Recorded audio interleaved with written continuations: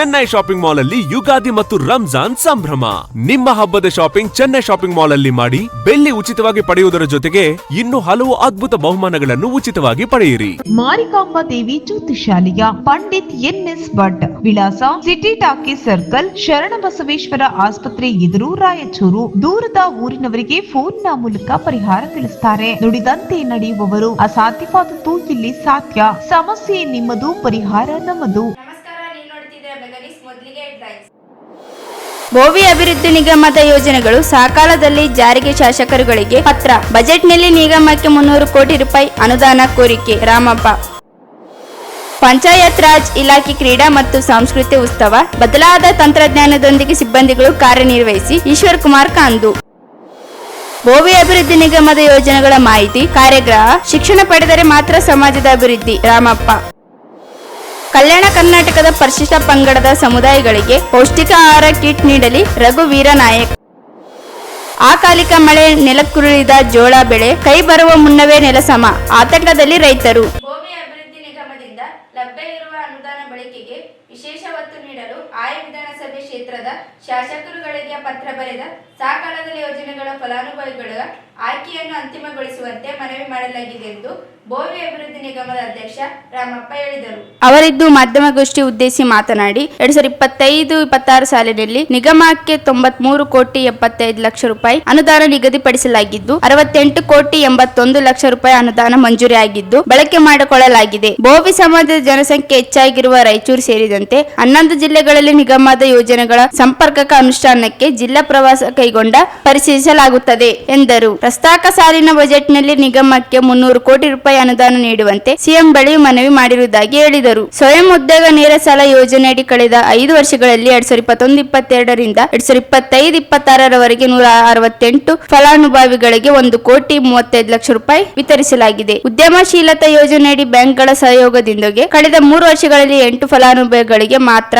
ಅನುದಾನ ನೀಡಲು ಸಾಧ್ಯವಾಗಿದೆ. ಬ್ಯಾಂಕ್ಗಳು ಸಕಾಲದಲ್ಲಿ ನೇರ ಸಾಲ ನೀಡದೇ ಇರುವುದರಿಂದ ನಿಗಮದಿಂದಲೇ ಅಲ್ಪ ನೆರವು ನೀಡುವ ಚಿಂತನೆ ನಡೆಸಲಾಗುತ್ತಿದೆ. ಉದ್ಯಮಶೀಲತಾ ಯೋಜನೆಯಡಿ 2 ಲಕ್ಷ ರೂಪಾಯಿ ಸಹಾಯಧನ ನೀಡುವ ಯೋಜನೆಯಡಿ 33 ಫಲಾನುಭವಿಗಳಿಗೆ 66 ಲಕ್ಷ ರೂಪಾಯಿ ಜಿಲ್ಲೆಯ ಜನರಿಗೆ ವಿತರಿಸಲಾಗಿದೆ. ಉದ್ಯಮಶೀಲತಾ ಯೋಜನೆಯಡಿ 3.50 ಲಕ್ಷ ಸಹಾಯಧನ ಯೋಜನೆಯಡಿ ಕಳೆದ 2 ವರ್ಷಗಳಲ್ಲಿ 21 ಫಲಾನುಭವಿಗಳಿಗೆ 73 ಲಕ್ಷ ರೂಪಾಯಿ ನೀಡಲಾಗಿದೆ. ಗಂಗಾ ಕಲ್ಯಾಣ ಯೋಜನೆಯಡಿ ಕಳೆದ 5 ವರ್ಷಗಳಲ್ಲಿ ರಾಯಚೂರು ಜಿಲ್ಲೆಯ 120 ಫಲಾನುಭವಿಗಳಿಗೆ 30 ಲಕ್ಷ ರೂಪಾಯಿ ಖರ್ಚು ಮಾಡಲಾಗಿದೆ. 12 ವೈಯಕ್ತಿಕ ಹಾಗೂ 12 ಸ್ವಸಹಾಯ ಗುಂಪುಗಳಿಗೆ ಗಂಗಾ ಕಲ್ಯಾಣ ಯೋಜನೆ ಬಳಕೆ ಅವಕಾಶ ನೀಡಲಾಗಿದೆ. ಭೂ ಒಡೆತನ ಯೋಜನೆಯಡಿ ಜಿಲ್ಲೆಯಲ್ಲಿ 436 ಫಲಾನುಭವಿಗಳಿಗೆ 4 ಕೋಟಿ ರೂಪಾಯಿ 80 ಲಕ್ಷ ಖರ್ಚು ಮಾಡಲಾಗಿದೆ. ಭೂಮಿ ಮೇಲೆ ಏರಿಕೆಯಾಗಿದ್ದರಿಂದ ಭೂ ಹಂಚಿಕೆ ಮಾಡಲು ಸಮಸ್ಯೆಯಾಗುತ್ತಿದೆ ಎಂದರು. ನಿಗಮಗಳಿಗೆ ಅನುದಾನ ಹೆಚ್ಚಳ ಹಾಗೂ ನಿಗಮದ ಅಧ್ಯಕ್ಷ ವಿಮೋಚನಾ ನಿಧಿ ಹೆಚ್ಚಿಸುವ ಕುರಿತು ಎಲ್ಲಾ ನಿಗಮಗಳ ಅಧ್ಯಕ್ಷರ ನಿಯೋಗ ಸಿಎಂ ಭೇಟಿ ಮಾಡಲು ನಿರ್ಧರಿಸಲಾಗಿದೆ. ಶಾಸಕರು ಸಚಿವರು ಶಿಫಾರಸಿನ ಮೇರೆಗೆ ಯೋಜನೆ ರೂಪಿಸಲಾಗುತ್ತಿದೆ. ಸಕಾಲಕ್ಕೆ ಅನುದಾನ ಬಳಕೆ ಸಾಧ್ಯವಾಗುತ್ತಿಲ್ಲ. ಈ ಕುರಿತು ಚರ್ಚಿಸಿ ನಿರ್ಧರಿಸಲಾಗುತ್ತಿದೆ ಎಂದರು.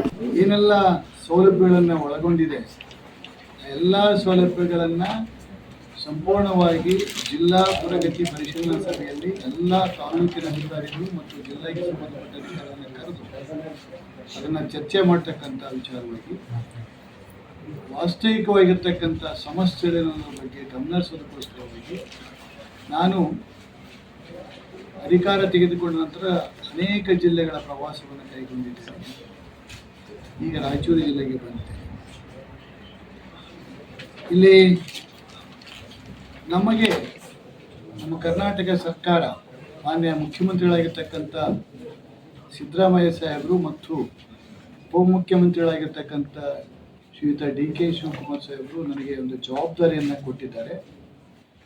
ಆ ಸೌಲಭ್ಯಗಳನ್ನು ನಮ್ಮ ಜನಗಳಿಗೆ ಪ್ರಾಮಾಣಿಕವಾಗಿ ತಲುಪ್ತಾ ಇದೆ ಅಂತಕ್ಕಂಥದ್ರ ಬಗ್ಗೆ ಗಮನಿಸೋದಕ್ಕೆ ನಾನು ಜಿಲ್ಲಾವಾರು ಪ್ರವಾಸವನ್ನು ಹೋಗ್ತೇನೆ.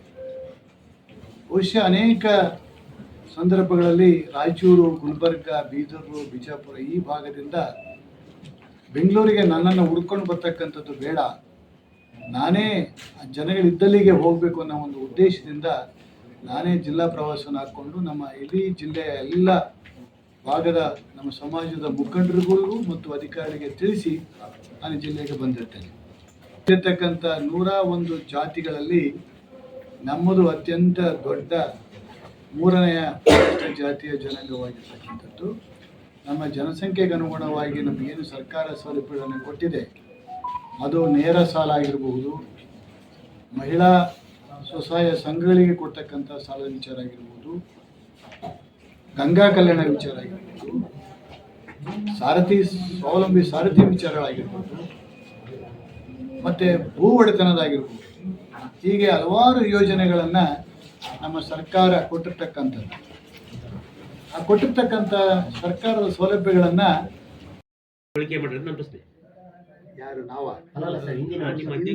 ಈಗ ಸಿಸ್ಟಮ್ ಚೇಂಜ್ ಆಗಿದೆ. ಈಗ ಟ್ರೆಜರಿ ಮೂಲಕನೇ ಪೇಮೆಂಟ್ ಆಗಿದೆ. ಮೊದಲು ಈ ಚೆಕ್ಗಳು, ಡಿಡಿಗಳು, RTGS ಇದ್ದಾಗ ಈ ಕೆಲಸಗಳಾಗಿದೆ. ನೇರವಾಗಿ DBT ಮೂಲಕ ಫಲಾನುಭವಿ ಅಕೌಂಟ್ಗೆ ಹೋಗ್ತಕ್ಕಂಥದ್ದು. ಟ್ರೆಜರಿ ಮೂಲಕನೇ ಪೇಮೆಂಟ್ ಆಗ್ತಕ್ಕಂಥದ್ದು. ನಮ್ಮ ನಿಗಮ ಒಂದೇ ಅಲ್ಲ, ಎಲ್ಲ ನಿಗಮಗಳು ಹಾಗೆ ಮಾಡ್ಬಿಟ್ರು. ಒಂದು ತಿಂಗಳಾಗ್ತದೆ ಟ್ರೆಜರಿ ಪೇಮೆಂಟ್ ಆಗ್ತದೆ. MLAಗಳು ಆಯ್ಕೆ ಮಾಡಿ ಕೊಡಲಿಲ್ಲ ಅಂತ ತಕ್ಷಣ ಅದು ಸಮಯ ಮೀರಿದ ತಕ್ಷಣ DC ಕಂಟ್ರೋಲ್ DC ಅವರು ಆಯ್ಕೆ ಮಾಡಿ ಕೊಡ್ತಾರೆ. ಈ ಸಂದರ್ಭ ಬೋವಿ ಒಡ್ಡರ ಸಮಾಜದ ಅಧ್ಯಕ್ಷ ನಾರಾಯಣ ಸ್ವಾಮಿ, ಮಹಿಳಾ ಘಟಕದ ಅಧ್ಯಕ್ಷ ಶಶಿಕಲಾ ಭೀಮರಾಯ್, ಯಲ್ಲಪ್ಪ ಸೇರಿ ಸಮಾಜ ಮುಖಂಡರುಗಳಿದ್ದರು. ತಂತ್ರಜ್ಞಾನ ಮತ್ತು ಸಾಮಾಜಿಕ ಜಾಲತಾಣಗಳ ಬಳಕೆ ಹೆಚ್ಚಳ ಪರಿಣಾಮ ಸರ್ಕಾರಿ ಸೇವೆ ಮೂಲವು ಬದಲಾಗಿದೆ.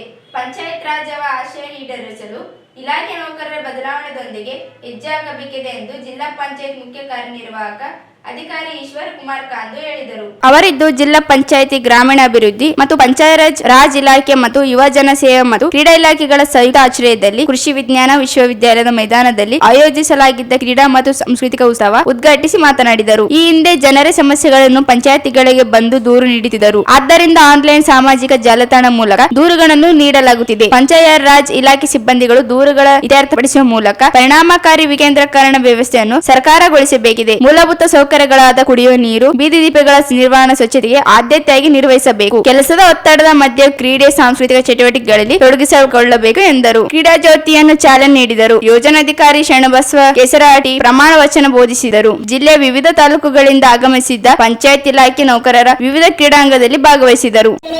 ವೇದಿಕೆಯ ಬಲಭಾಗದಲ್ಲಿ ಕೂತಿರ್ತಕ್ಕಂಥ ಮಹಿಳೆಯರು, ಎಡಭಾಗದಲ್ಲಿ ಕೂತಿರ್ತಕ್ಕಂಥ ಮಹಿಳೆಯರು ದಯವಿಟ್ಟು ಎದುರಿಸಬೇಕು.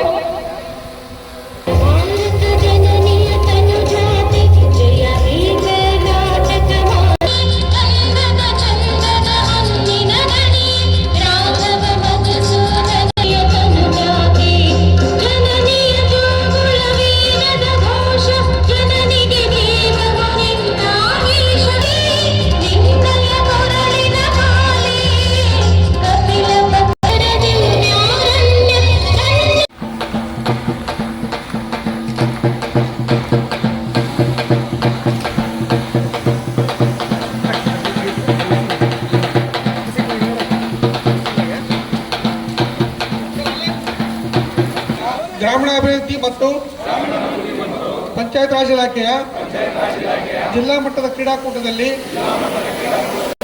ತೀರ್ಪುಗಾರರು ನೀಡುವ ತೀರ್ಮಾನಕ್ಕೆ ಅನುಗುಣವಾಗಿ ಯಾವುದೇ ರೀತಿ ರಾಜ್ಯದ ಕ್ರೀಡಾ ಉನ್ನತಿಗಾಗಿ ಶಿಸ್ತುಬದ್ಧವಾಗಿ ಈ ಕ್ರೀಡಾಕೂಟದಲ್ಲಿ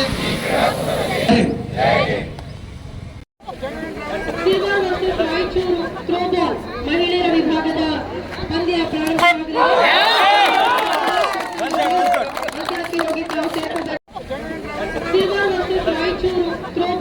ಮಹಿಳೆಯರ ವಿಭಾಗದ ಪಂದ್ಯ ಪ್ರಾರಂಭವಾಗಲಿದೆ.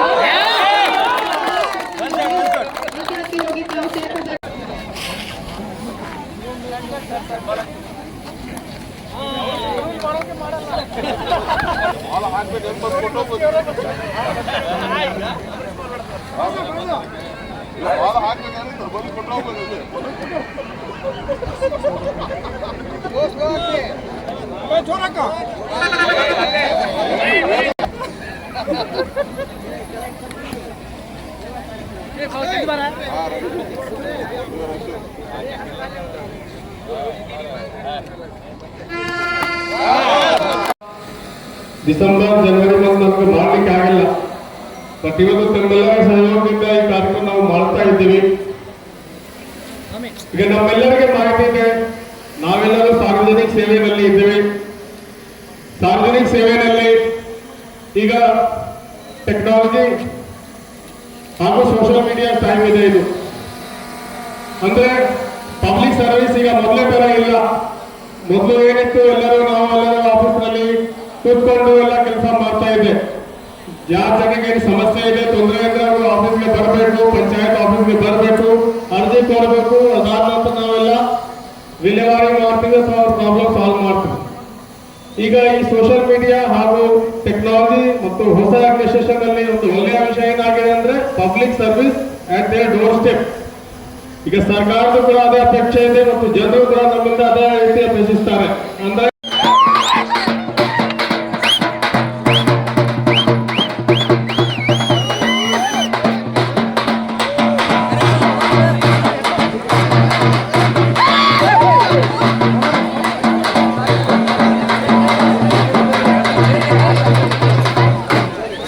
ಜಿಲ್ಲಾ ಸರ್ಕಾರ ನೌಕರ ಸಂಘದ ಅಧ್ಯಕ್ಷ ಕೃಷ್ಣ ಶೇವಂತಿಗೆರೆ, ಡಾಕ್ಟರ್ ಶಂಕರಗೌಡ ಪಾಟೀಲ್ ಸೇರಿದಂತೆ ಜಿಲ್ಲಾ ತಾಲೂಕ್ ಪಂಚಾಯಿತಿ ಕಾರ್ಯನಿರ್ವಾಹಕ ಅಧಿಕಾರಿಗಳು, ಸಿಬ್ಬಂದಿಗಳು ಭಾಗಿಯಾದರು. ಈಗ ಚಿಕ್ಕದೊಂದು ಬ್ರೇಕ್ನ ನಂತರ ಮೆಗಾನಿಸ್ ಮುಂದುವರಿಯುತ್ತದೆ. ಚೆನ್ನೈ ಶಾಪಿಂಗ್ ಮಾಲ್ ಅಲ್ಲಿ ಯುಗಾದಿ ಮತ್ತು ರಂಜಾನ್ ಸಂಭ್ರಮ. ನಿಮ್ಮ ಹಬ್ಬದ ಶಾಪಿಂಗ್ ಚೆನ್ನೈ ಶಾಪಿಂಗ್ ಮಾಲ್ ಅಲ್ಲಿ ಮಾಡಿ ಬೆಳ್ಳಿ ಉಚಿತವಾಗಿ ಪಡೆಯುವುದರ ಜೊತೆಗೆ ಇನ್ನು ಹಲವು ಅದ್ಭುತ ಬಹುಮಾನಗಳನ್ನು ಉಚಿತವಾಗಿ ಪಡೆಯಿರಿ. ಕುಟುಂಬ ಸದಸ್ಯರಿಗೆ ಬೇಕಾದ ಎಲ್ಲಾ ಪ್ರಕಾರದ ಅತ್ಯಾಧುನಿಕ ಫ್ಯಾಷನ್ ವಸ್ತ್ರಗಳ ಶಾಪಿಂಗ್ ಜೊತೆಗೆ ಅಬ್ಬರಿಸುವ ಸ್ಪಾಟ್ ಗಿಫ್ಟ್ಸ್ ಉಚಿತವಾಗಿ ಪಡೆಯಿರಿ. ಬೇಗ ಬನ್ನಿ, ಇಂದೇ ನಿಮ್ಮ ಹಬ್ಬದ ಶಾಪಿಂಗ್ ಅನ್ನು ಚೆನ್ನೈ ಶಾಪಿಂಗ್ ಮಾಲ್ ಅಲ್ಲಿ ಮಾಡಿ. The Chennai shopping mall, station road, Raichur.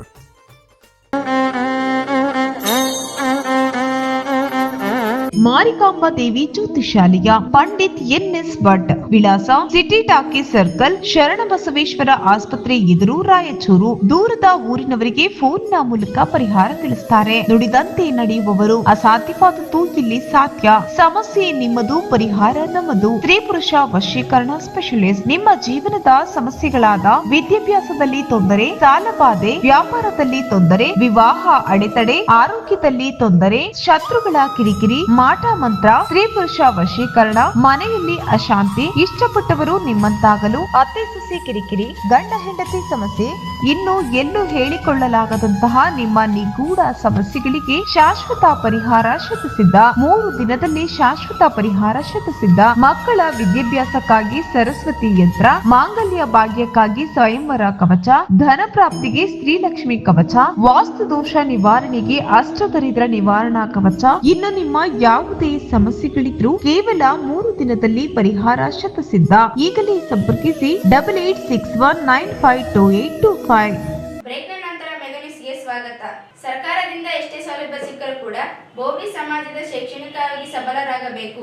ಶಿಕ್ಷಣದಿಂದ ಮಾತ್ರ ಸಮಾಜದ ಸಾಮಾಜಿಕ ಆರ್ಥಿಕ ಅಭಿವೃದ್ಧಿ ಸಾಧ್ಯವಾಗುತ್ತದೆ ಎಂದು ಕರ್ನಾಟಕ ಬೋವಿ ಅಭಿವೃದ್ಧಿ ನಿಗಮದ ಅಧ್ಯಕ್ಷ ಎಂ ರಾಮಪ್ಪ ಹೇಳಿದರು. ಅವರಿದ್ದು ನಗರದ ಪಂಡಿತ ಸಿದ್ದನಮ್ಮ ಜಂಬರ್ದಿನಿ ರಂಗಮಂದಿರದಲ್ಲಿ ಜಿಲ್ಲಾಡಳಿತ, ಜಿಲ್ಲಾ ಪಂಚಾಯತ್, ಸಮಾಜ ಕಲ್ಯಾಣ ಇಲಾಖೆ ಹಾಗೂ ಬೋವಿ ಅಭಿವೃದ್ಧಿ ನಿಗಮದಿಂದ ಹಮ್ಮಿಕೊಂಡಿದ್ದ ನಿಗಮದ ವಿವಿಧ ಯೋಜನೆಗಳ ಜಿಲ್ಲಾ ಪ್ರಗತಿ ಪರಿಶೀಲನಾ ಸಭೆ ಹಾಗೂ ಸಮುದಾಯದ ಮುಖಂಡರೊಂದಿಗೆ ಸಮಾಲೋಚನೆ ಸಭೆಯನ್ನು ಜ್ಯೋತಿ ಬೆಳಗಿಸುವ ಮೂಲಕ ಉದ್ಘಾಟಿಸಿ ಮಾತನಾಡಿದರು. ಜಿಲ್ಲೆ ಆಗಮಿಸಿರುವುದು ಯಾವುದೇ ಜಾತ್ರೆ, ಸಮಾರಂಭ ಅಥವಾ ಆಚರಣೆಗಳಿಲ್ಲ. ಸಮಾಜದ ಹಲವು ಸಮಸ್ಯೆಗಳು ಮತ್ತು ಅವುಗಳಿಗೆ ಸಿಗಬೇಕಾದ ಪರಿಹಾರಗಳನ್ನು ಸಾಧ್ಯವಾದಷ್ಟು ಇಲ್ಲೇ ಒದಗಿಸಲು ಆಗಮಿಸಿದ್ದೇವೆ. ಸಭೆಯನ್ನು ಚರ್ಚಿಸಲಾಗುವ ಚರ್ಚೆಗಳನ್ನು ಸರಿಯಾಗಿ ಗ್ರಹಿಸಿಕೊಂಡು ಸಮಾಜದ ಸಮಸ್ಯೆಗಳನ್ನು ಆದಷ್ಟು ಸ್ಥಳದಲ್ಲಿಯೇ ಪರಿಹರಿಸಲು ಅಧಿಕಾರಿಗಳು ಮುಂದಾಗಬೇಕೆಂದರು. ಉತ್ತರ ಕರ್ನಾಟಕದ ಜನರು ಅಭಿವೃದ್ಧಿ ನಿಗಮದ ಮೇಲೆ ಸಾಕಷ್ಟು ನಿರೀಕ್ಷೆಗಳನ್ನು ಇರಿಸಿಕೊಂಡಿದ್ದು ಎಲ್ಲವನ್ನು ಬಗೆಹರಿಸುತ್ತೇವೆ ಎಂದು ಭರವಸೆ ನೀಡದೆ ಸಾಧ್ಯವಾದಷ್ಟು ಸ್ಥಳದಲ್ಲಿಯೇ ಈಡೇರಿಸಿ ಉಳಿದ ನಿರೀಕ್ಷೆಗಳನ್ನು ಸರ್ಕಾರದ ಮಟ್ಟದಲ್ಲಿ ಮತ್ತು ನಿಯಮಾನುಸಾರ ಈಡೇರಿಸುವುದಾಗಿ ಭರವಸೆ ನೀಡಿದರು. ಸರ್ಕಾರ ಎಷ್ಟೇ ಯೋಜನೆಗಳನ್ನು, ಭಾಗ್ಯಗಳನ್ನು ನೀಡಿದರೂ ಕೂಡ ನಾವು ಸಮಾಜದಲ್ಲಿ ಶಿಕ್ಷಣವಂತರಾಗಿ ಉನ್ನತ ಸ್ಥಾನಕ್ಕೆ ತಲುಪಿದಾಗ ಮಾತ್ರ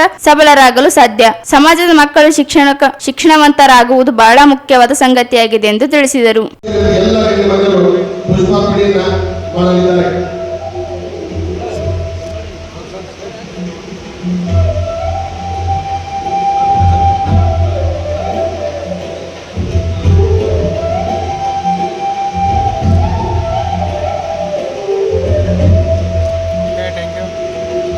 ನನ್ನನ್ನು ಹುಡುಕೊಂಡು ಬೆಂಗಳೂರಿಗೆ ಬರ್ತಕ್ಕಂಥದ್ದು ನಿಮ್ಮ ಸಮಯ, ನಿಮ್ಮ ಹಣ, ನಿಮ್ಮದೆಲ್ಲ ರೀತಿಯ ಖರ್ಚಾಗ್ತಕ್ಕಂಥದ್ದನ್ನು ತಡೆಯೋದಕ್ಕೋಸ್ಕರವಾಗಿ, ಅದನ್ನು ನಿಲ್ಲಿಸೋದಕ್ಕೋಸ್ಕರವಾಗಿ ನಾನೇ ಜಿಲ್ಲಾವಾರು ಪ್ರವಾಸ ಬರ್ತೇನೆ. ನಿಮ್ಮ ಸಮಸ್ಯೆಗಳನ್ನು ಅಲ್ಲೇ ಅಧಿಕಾರಿಗಳ ಮುಖೇನವೇ ಚರ್ಚೆ ಮಾಡೋಣ. ಎಷ್ಟು ಸಾಧ್ಯವಾಗುತ್ತೋ ಅಷ್ಟು ಅಲ್ಲೇ ಬಗೆಹರಿಸಬೇಕು ಅಂತಕ್ಕಂಥ ಉದ್ದೇಶದಿಂದ ಬಂದಿದ್ದೇನೆ ಹೊರತು ನಾನು ಯಾವುದೇ ರೀತಿಯ ಸಮಾವೇಶ ಮಾಡಲಿಕ್ಕಾಗಲಿ, ಜಾತ್ರೆ ಮಾಡಲಿಕ್ಕಾಗಲಿ, ವಿಜೃಂಭಣೆ ಮಾಡಿಕೊಳ್ಳೋಕ್ಕೋಸ್ಕರವಾಗಿ ನಾನು ಬಂದಿಲ್ಲ. ಇದು ವಾಸ್ತವ ಸತ್ಯ. ನಾನು ಉತ್ತರ ಭಾಗದಿಂದ ನೀವು ದಕ್ಷಿಣ ಭಾಗಕ್ಕೆ ನನ್ನ ನೋಡ್ಕೊಂಡು ಬರೋದು ಬೇಡ, ನಾನೇ ನಿಮ್ಮ ಜೊತೆಗೆ ಬರ್ತೀನಿ ಅಂತೇಳಿ ಪ್ರತಿ ಒಂದು ಜಿಲ್ಲೆಗೂ ಕೂಡ ಹೋಗ್ತೀನಿ. ಎಲ್ಲಿ ಹೆಚ್ಚು ನಮ್ಮ ಜನಸಂಖ್ಯೆ ಇದೆ ಆ ಜಿಲ್ಲೆಗಳಿಗೆ ನಾನೇ ಹೋಗ್ತಾ ಇದ್ದೆ. ಬಹುಶಃ ಉತ್ತರ ಕರ್ನಾಟಕದಲ್ಲಿ ಗುಲ್ಬರ್ಗ, ರಾಯಚೂರು, ವಿಜಯಪುರ, ಕೊಪ್ಪಳ, ಚಿತ್ರದುರ್ಗ ಹೀಗೆ ಜನಸಂಖ್ಯೆ ಹೆಚ್ಚಳ ಆಗ್ತಾ ಹೋಗ್ತಾ ಇರ್ತದೆ. ನನ್ನ ಮೇಲೆ ಬಹಳಷ್ಟು ನಿರೀಕ್ಷೆಯನ್ನು ಇಟ್ಕೊಂಡಿದ್ದೀವಿ, ನನಗೆ ಗೊತ್ತು. ಅಧ್ಯಕ್ಷರೇನೋ ಬರ್ತಾ ಇದ್ದಾರೆ, ಏನೋ ನಮ್ಮ ಎಲ್ಲ ಅಹವಾಲುಗಳನ್ನು ಕೇಳ್ತಾರೆ, ನಾವು ಕೇಳಿದ್ದೆಲ್ಲ ಕೊಟ್ಟು ಹೋಗ್ತಾರೆ ಅಂತಕ್ಕಂಥ ಭಾಳಷ್ಟು ಊಹೆಗಳಿಂದ ನನ್ನ ಹತ್ರ ಬಂದಿದ್ದೀನಿ. ಎಲ್ಲ ನಿಮ್ಮ ಊಹೆಗಳನ್ನು ನಾನು ತೀರಿಸ್ತೀನಿ ಅಂತಕ್ಕಂಥ ಸುಳ್ಳು ಆಶ್ವಾಸನೆಯನ್ನು ಕೊಡೋಕ್ಕೆ ನಾನು ತಯಾರಿಲ್ಲ. ಎಷ್ಟು ಸಾಧ್ಯವಾಗುತ್ತೋ ಅಷ್ಟು ನಮಗೆ ಸರ್ಕಾರ ಕೊಟ್ಟಿರ್ತಕ್ಕಂಥ ಅನುದಾನದಲ್ಲಿ, ನಮಗೆ ಸರ್ಕಾರ ಕೊಟ್ಟಿರ್ತಕ್ಕಂಥ ಹಣದಲ್ಲಿ ಎಷ್ಟು ಸಾಧ್ಯವಾಗುತ್ತೋ ಅಷ್ಟು ಈ ವರ್ಷ, ಮುಂದಿನ ವರ್ಷ, ಹೀಗೆ ಪ್ರತಿ ವರ್ಷ ಹಂಚ್ಕೊಂಡು ಕೊಡ್ತಾ ಹೋದರೆ ಬಹುಶಃ ಒಂದು ಕಾಲಕ್ಕೆ ಎಲ್ರಿಗೂ ಕೂಡ ನಮ್ಮ ಸರ್ಕಾರ ಕೊಡ್ತಕ್ಕಂಥ, ನಮ್ಮ ಮುಖ್ಯಮಂತ್ರಿಗಳಾಗಿರ್ತಕ್ಕಂಥ ಸಿದ್ದರಾಮಯ್ಯ ಸಾಹೇಬರು, ಉಪಮುಖ್ಯಮಂತ್ರಿಗಳಾಗಿರ್ತಕ್ಕಂಥ ಡಿ.ಕೆ. ಶಿವಕುಮಾರ್ ಸಾಹೇಬರು ಏನು ನಮ್ಮ ಸರ್ಕಾರಕ್ಕೆ, ಬೋವಿ ಸಮಾಜಕ್ಕೆ ಅನುದಾನಗಳನ್ನು ಕೊಟ್ಟಿದ್ದಾರೆ, ಸೌಲಭ್ಯಗಳನ್ನು ಕೊಟ್ಟಿದ್ದಾರೆ, ಆ ಸೌಲಭ್ಯಗಳನ್ನೆಲ್ಲ ತಲುಪಿಸೋದ್ರ ಮುಖಾಂತರ ನನ್ನ ಪ್ರಾಮಾಣಿಕತೆಯನ್ನು ತೋರಿಸಲಿಕ್ಕೆ ಅಂತಕ್ಕಂಥದ್ದು ಬಂದಿದೆ. ನಿರಂತರವಾಗಿ ಒಂದು ಸಂಸ್ಥೆಯನ್ನು ಕಟ್ಟುವುದರ ಮೂಲಕ ಕಾರ್ಯನಿರ್ವಹಣೆಯನ್ನು ಮಾಡಿದ್ದಾರೆ. ಚಿತ್ರದುರ್ಗ ಜಿಲ್ಲೆಯ ನೇರಲಗುಂದಿ ಎಂಬ ಹಳ್ಳಿಯಲ್ಲಿ ಮರಿಯಪ್ಪ ಮತ್ತು ಲಕ್ಷ್ಮಮ್ಮ ದಂಪತಿಗಳ ಬಹುಶಃ ಬಾಲ್ಯದಲ್ಲಿ ತಮ್ಮ ಪ್ರಾಥಮಿಕ ಪ್ರೌಢ ಶಿಕ್ಷಣವನ್ನ ತಮ್ಮ ಹುಟ್ಟೂರಿನಲ್ಲಿ ಮುಗಿಸಿಕೊಂಡು ಶಿಕ್ಷಣವನ್ನು ಯಶಸ್ವಿಯಾಗಿ ಪೂರ್ಣಗೊಳಿಸುತ್ತಾರೆ. 1985ರಲ್ಲಿ ಚಿತ್ರದುರ್ಗ ಜಿಲ್ಲೆಯ ಚಳ್ಳಕೆರೆಯ ಪ್ರೌಢಶಾಲೆಯಲ್ಲಿ ತಮ್ಮ ಶಿಕ್ಷಕ ವಿದ್ಯಾರ್ಥಿಗಳ ಬಗ್ಗೆ ಅಪಾರವಾದ ಅಭಿಮಾನ ಮತ್ತು ಗೌರವ, ಚಿಂತನೆ, ವಿಶ್ಲೇಷಣೆ ಶಕ್ತಿ ಮತ್ತು ಸಾಮಾಜಿಕ ಜವಾಬ್ದಾರಿ ಅರಿವು ಮೂಡಿಸಲು ಅತ್ಯಂತ ಹೆಚ್ಚು. ಆದ್ದರಿಂದ ಮಾನ್ಯ ಕರ್ನಾಟಕ ಅಧ್ಯಕ್ಷರವರಿಗೆ ಹೃತ್ಪೂರ್ವಕ ಸ್ವಾಗತ ಕೊಡುತ್ತೇನೆ.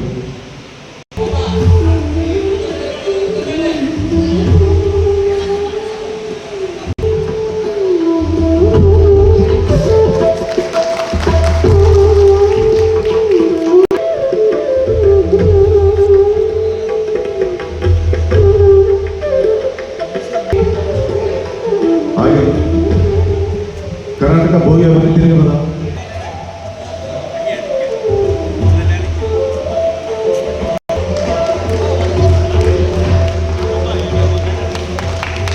ಜಿಲ್ಲಾಧಿಕಾರಿ ಕಚೇರಿಯ ಮಾನ್ಯ ಜಿಲ್ಲಾಧಿಕಾರಿಗಳಾದಂಥ ಅವರಿಗೂ ಹೃತ್ಪೂರ್ವಕ ಸ್ವಾಗತ. ಅಪರ ಜಿಲ್ಲಾಧಿಕಾರಿ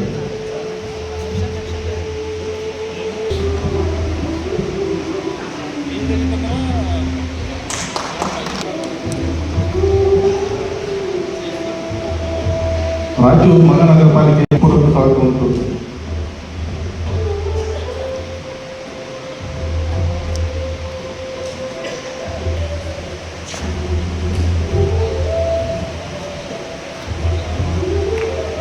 ಈ ಸಂದರ್ಭದಲ್ಲಿ ನಿಗಮದ ವ್ಯವಸ್ಥಾಪಕ ನಿರ್ದೇಶಕ ಚಂದ್ರನಾಯಕ್, ಅಪಾರ ಜಿಲ್ಲಾಧಿಕಾರಿ ಶಿವಾನಂದ್ ಭಜಂತ್ರಿ, ಜಿಲ್ಲಾ ಪಂಚಾಯತ್ ಉಪ ಕಾರ್ಯದರ್ಶಿ ಅಲ್ಸಿದಪ್ಪ ಪೂಜಾರಿ, ಹೆಚ್ಚುವರಿ ಪೊಲೀಸ್ ವರಿಷ್ಠಾಧಿಕಾರಿ ಕುಮಾರಸ್ವಾಮಿ, ಮಹಾನಗರ ಪಾಲಿಕೆ ಉಪ ಆಯುಕ್ತ ಸಂತೋಷ್ ರಾಣಿ, ರಾಜೇಂದ್ರ ಜಲ್ದಾರ್, ನಿಗಮದ ಜಿಲ್ಲಾ ವ್ಯವಸ್ಥಾಪಕ ರವಿ, ಸಮಾಜದ ಪ್ರಮುಖರಾದ ನಾರಾಯಣಸ್ವಾಮಿ, ಯಲ್ಲಪ್ಪ, ಶಶಿಕಲಾ ಭೀಮ್ರಾಯ್, ತಿಪ್ಪೇಸ್ವಾಮಿ ಸೇರಿದಂತೆ ಅನೇಕರಿದ್ದರು. ಕಲ್ಯಾಣ ಕರ್ನಾಟಕ ಪ್ರದೇಶದ ಬುಡಕಟ್ಟು ಸಮುದಾಯವಾದ ವಾಲ್ಮೀಕಿ ನಾಯಕ ಸಮುದಾಯಕ್ಕೆ ಪೌಷ್ಟಿಕ ಆಹಾರ ಕಿಟ್ ಯೋಜನೆಯನ್ನು ವಿಸ್ತರಿಸಿ ಅಪೌಷ್ಟಿಕತೆಯಿಂದ ರಕ್ಷಿಸಬೇಕೆಂದು ಹೈದರಾಬಾದ್ ಕರ್ನಾಟಕ ಪ್ರದೇಶ ವಾಲ್ಮೀಕಿ ನಾಯಕ ಸಂಘದ ವಿಭಾಗೀಯ ಕಾರ್ಯದರ್ಶಿ ಎನ್ ರಘುವೀರ ನಾಯಕ ಆಗ್ರಹಿಸಿದರು. ಅವರಿದ್ದು ಮಾಧ್ಯಮಗೋಷ್ಠಿ ಉದ್ದೇಶಿಸಿ ಮಾತನಾಡಿ, ಪರಿಶಿಷ್ಟ ವರ್ಗಗಳ ಕಲ್ಯಾಣ ನಿರ್ದೇಶನಾಲಯದಿಂದ ಪರಿಶಿಷ್ಟ ಪಂಗಡವು ಕೇವಲ ಸಮುದಾಯಗಳಿಗೆ ಪೌಷ್ಟಿಕ ಆಹಾರ ಕಿಟ್ ನೀಡುವ ಯೋಜನೆಯಡಿ 2008ರಿಂದ ಹಂತ ಹಂತವಾಗಿ ಜೇನು ಕುರುಬ, ಕಾಡು ಕುರುಬ, ಸೋಲಿಗ, ಏವರ, ಸಿದ್ದಿಮಲೆ ಕುಡಿಯ, ಗೊಂಡ, ಅಲಸಗೂರು, ಕುಡಿಯ, ಗೊಡಲು ಮತ್ತು ಬೆಟ್ಟ ಕುರುಬ ಸೇರಿದಂತೆ 12 ಬುಡಕಟ್ಟ ಸಮುದಾಯಗಳಿಗೆ ಈ ಸೌಲಭ್ಯ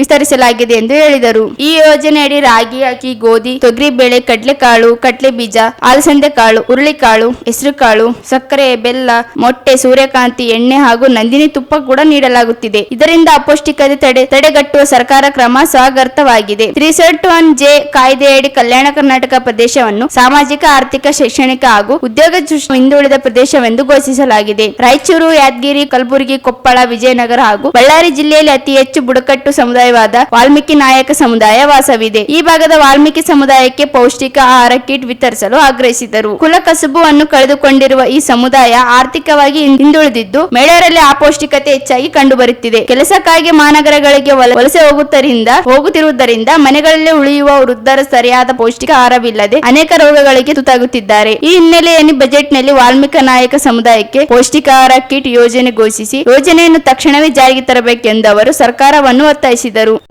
ಕಳೆದುಕೊಂಡಿರುವುದರಿಂದ ಸುಮಾರು 2008ರಿಂದಲೂ ಪರಿಶಿಷ್ಟ ಪಂಗಡದಲ್ಲಿ ಸುಮಾರು 54 ಉಪಪಂಗಡಗಳು ಬರ್ತವೆ. ಅವು ಎಲ್ಲ ಉಪಪಂಗಡಗಳಿಗೆ ಹಂತವಾಗಿ ಪೌಷ್ಟಿಕ ಆಹಾರವನ್ನು ಕೊಡುವಂತ ಬರ್ತಾ ಇದೆ ಸರ್ಕಾರ.